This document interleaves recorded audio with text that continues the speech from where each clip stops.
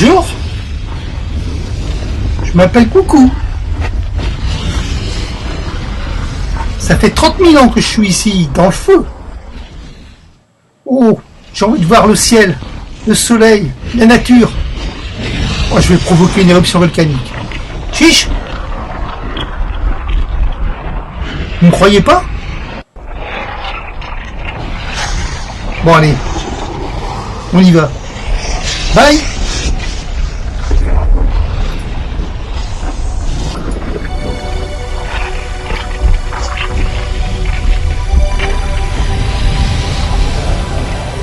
Eh bien, me voilà.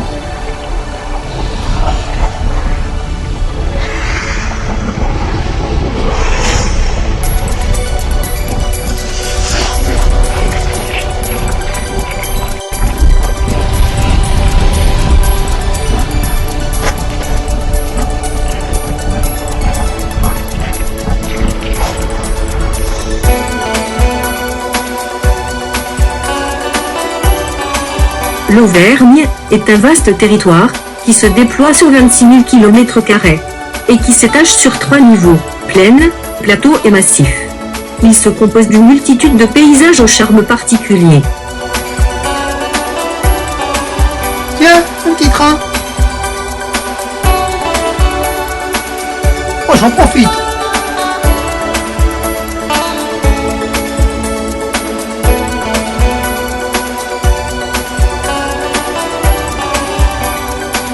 La visite du puits de l'Ontégie, altitude 1018 mètres. C'est une ancienne carrière de scories appelée pouzzolane, creusée dans un cône volcanique. Elle offre aux visiteurs l'occasion unique de pénétrer dans un volcan à ciel ouvert, afin de découvrir l'anatomie. Le sentier de découverte en train révèle l'histoire géologique du site, à travers d'étranges paysages de cheminées, de coulées de lave, de bombes volcaniques. Le lac Chambon.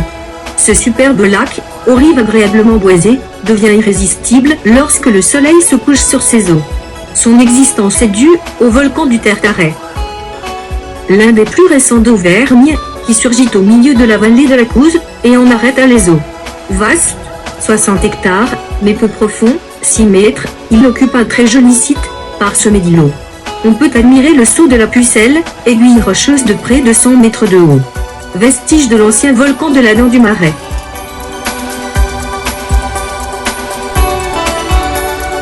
Le village de Chambon-sur-Lac. Pour aboutir à la vallée de Chaudefour. Cette spectaculaire vallée fut creusée dans le granit et la lave par les glaciers quaternaires qui ont couvert les monts d'Or, et par une couze qui leur a succédé. Ses pentes élevées et ses sommets sont entamés par des ravins dénudés ou hérissés de roches que l'érosion a dégagées et sculptées en profils étranges. Les passionnés de géologie y découvriront des roches volcaniques.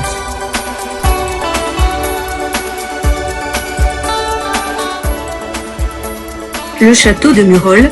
Depuis quelques années, ce château a bénéficié d'importants aménagements. Afin de le faire revivre comme au Moyen-Âge, des visites animées y sont organisées par les paladins de Sancy.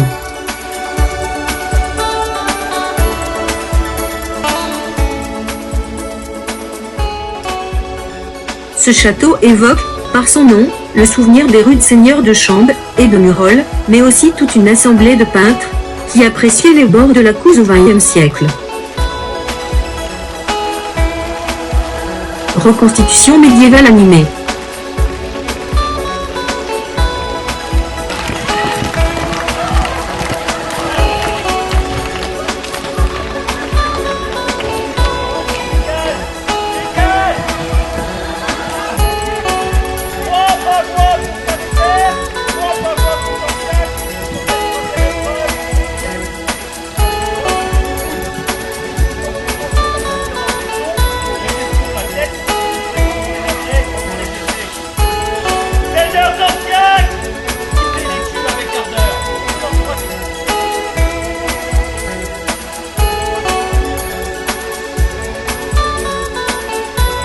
Visite intérieure avec la chapelle du XIIIe siècle, puis des salles, correspondant à des locaux d'habitation.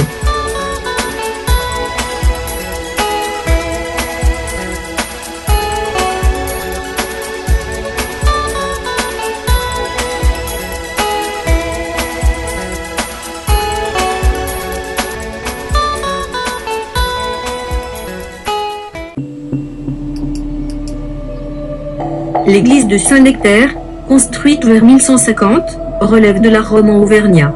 Cet édifice occupe le superbe site du mont Cornador. Les dégâts qu'il subit pendant la Convention nécessitèrent une réfection très importante. Pillé pendant la Révolution, cet édifice possède encore de très belles œuvres. Le buste de Saint Baudine, en cuivre doré, datant du XIIe siècle.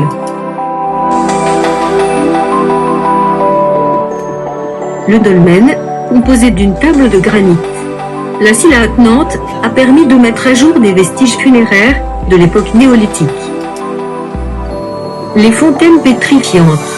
En jaillissant à plus de 50 degrés de faille volcanique, l'eau produit des phénomènes de pétrification assez fréquents dans la région.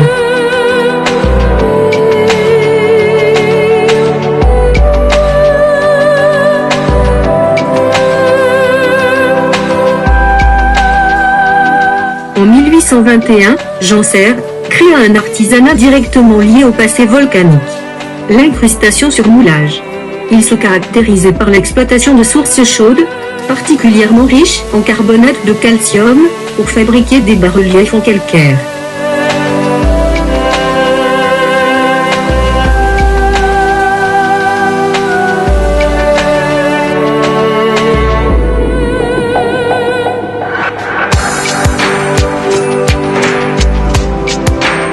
Le col de la Croix-Moron, situé à 1244 mètres d'altitude, fait aujourd'hui le bonheur des ramasseurs de myrtilles et des cyclistes. Il a d'ailleurs vu passer le Tour de France à 6 reprises.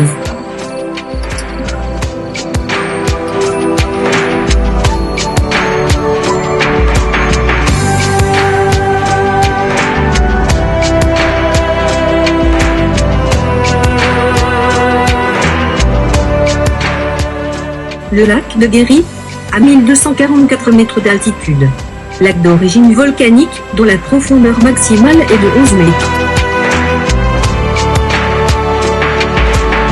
Tiens, mais je la connais, elle. Je l'ai déjà vue.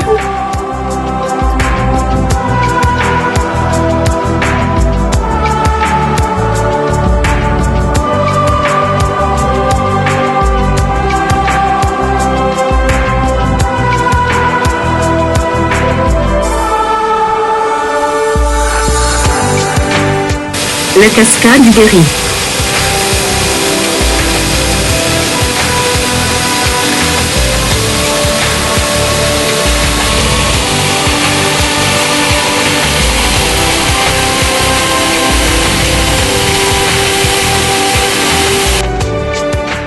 Repos pour les bovins, dans cette nature verdoyante.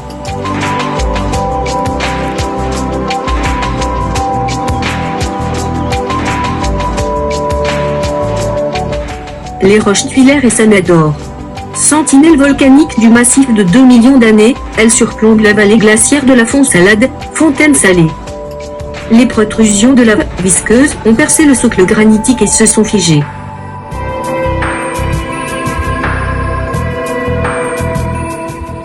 Le château de Saint-Diry. C'était un important château fort, transformé au XVIIIe siècle. Saint-Diry est dorénavant connu pour son eau minérale gazeuse et ferrugineuse, comme le montre cet oxyde de fer dans le torrent.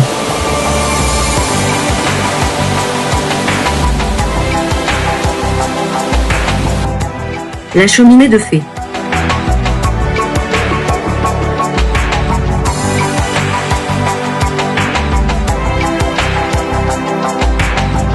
Les grottes troglodytes de Jonas.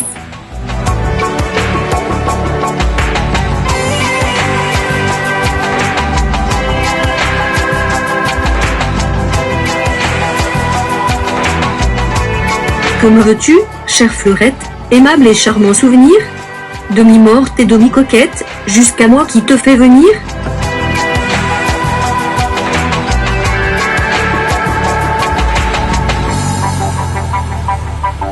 Le pont médiéval de Saurier. C'est un délicieux pont à chicanes, datant du XVe siècle, avec une petite chapelure. Il enjambe la Couze Pavin.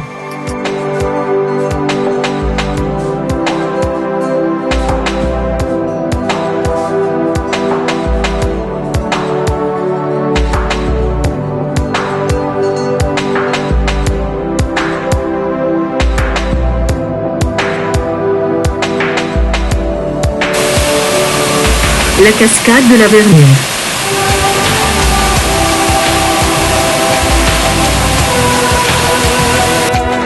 Particularité de la végétation, la sculpture naturelle des arbres.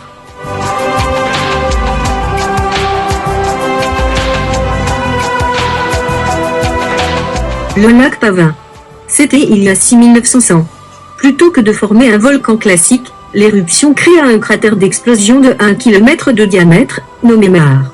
Ce trou béant dans le paysage dévasté continua pendant des siècles d'émettre des fumerolles, avant que son lac d'acide ne fût dilué par les eaux d'infiltration. Ce lac est composé, en fait, de 2 lacs superposés. Au fond, un lac d'acide de 30 mètres recouvert d'un lac d'eau de 60 mètres.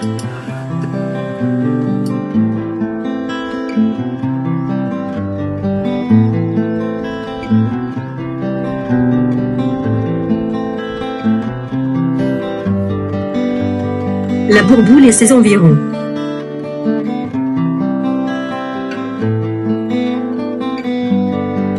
De nombreuses cascades qui résultent de zones résistantes à l'érosion.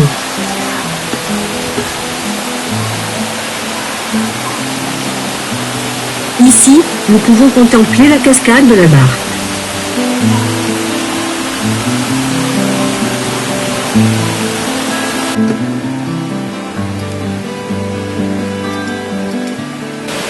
Les cascades du Rossignolet, qui s'étalent sur une ancienne coulée de boue volcanique.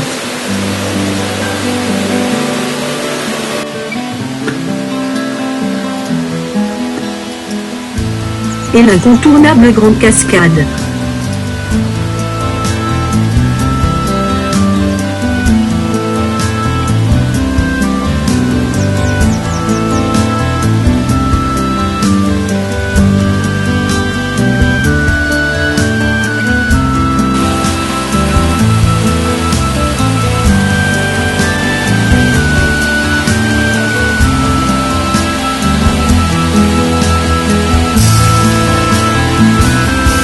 Ces cascades, dans un cadre bucolique, font la joie de tous. Alors, profitons-en.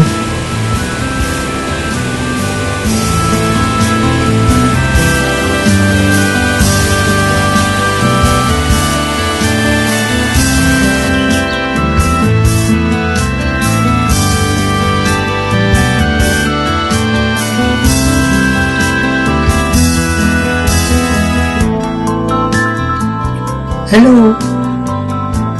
Hello. Oh, ça m'a plu. Bravo, bravo, j'ai trouvé ça beau, beau. Rendez-vous dans 30 000 ans. Allez, ciao.